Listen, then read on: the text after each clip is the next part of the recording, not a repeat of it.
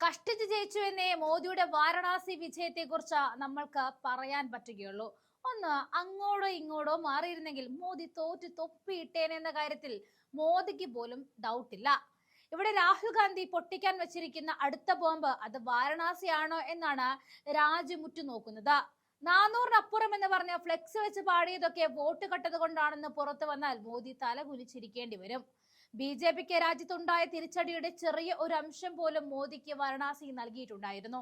നേരത്തെ വോട്ട് കൂട്ടിച്ചേർത്തതിന് പുറമെ വെട്ടിമാറ്റിയ മണ്ഡലങ്ങളിലെ കാര്യങ്ങളും വിശദീകരിച്ച രാഹുൽ ഗാന്ധി ഒരു ഹൈഡ്രജൻ ബോംബ് വരാനിരിക്കുന്നതിനെ കുറിച്ച് ആവർത്തിച്ചതാണ്. കോൺഗ്രസ് ദേശീയ നേതൃത്വം അതൊരു മാസത്തിനുള്ളിൽ ഉണ്ടാകുമെന്ന് പറയുമ്പോൾ UPയിലെ കോൺഗ്രസ് പ്രധാനമന്ത്രി നരേന്ദ്രമോദിയുടെ മണ്ഡലമായ വാരണാസിയെ സംശയനിഴലിൽ നിർത്തി പ്രചാരണവും തുടങ്ങിക്കഴിഞ്ഞു. കാരണം കനത്ത പോരാട്ടത്തിനൊടുവിലാണ് മോദി വാരണാസിയിൽ 2024 കടന്നുകൂടിയത്. വെറും 1.5 ലക്ഷം വോട്ടിന്റെ ഭൂരിപക്ഷമാണ് പ്രധാനമന്ത്രിക്ക് കിട്ടിയത്. അബ്കി ബോർ ചാർ സൗഭാർ എന്ന് പറഞ്ഞ് മുന്നിൽ നിന്ന് നയിച്ച തെരഞ്ഞെടുപ്പായിരുന്നു വാരണാസിയിൽ വോട്ട് ചോർച്ച നടന്നത്. വെറും 1.5 ലക്ഷം എന്ന് പറയേണ്ടി വരുന്നത് അതിനു മുമ്പുള്ള തെരഞ്ഞെടുപ്പിൽ 4.25 ലക്ഷത്തിന്റെ ഭൂരിപക്ഷമായിരുന്നു വാരണാസിയിൽ മോദിക്കുണ്ടായിരുന്നത് എന്നതുകൊണ്ടാണ്. 2014 ഇത് 3.25 ലക്ഷമായിരുന്നു. വാരണാസിയിൽ 2024 തെരഞ്ഞെടുപ്പിൽ വോട്ടെണ്ണലിൽ പോലും ക്രമക്കേട് നടന്നുവെന്ന ആക്ഷേപം നേരത്തെ ഉയർന്നതുമാണ്. ആദ്യം മുന്നിൽ നിന്ന് കോൺഗ്രസിന്റെ UP അധ്യക്ഷൻ അജയ് റായ് പിന്നീടാണ് പിന്നോട്ട് പോയത്. അത് വലിയ ദുരൂഹതകൾക്ക് വഴിവെച്ചു.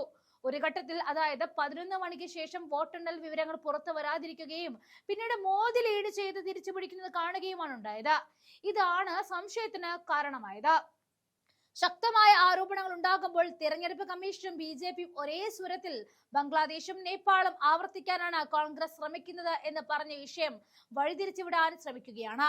രാഹുൽ ഗാന്ധി ബ്രിട്ടീഷ് മാധ്യമത്തിന് അഭിമുഖം നൽകിയതാണ് BJPക്ക് വലിയ പ്രശ്നം.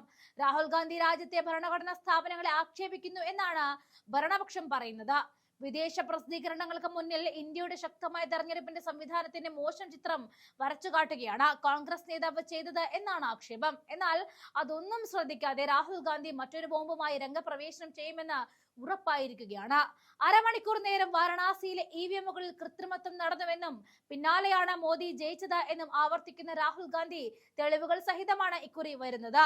മോദിക്ക് തീരാ തലവേദന സമ്മാനിക്കുന്ന രാഹുലിന്റെ വാക്കുകൾക്കായി രാജ്യം കാത്തിരിക്കുകയാണ്.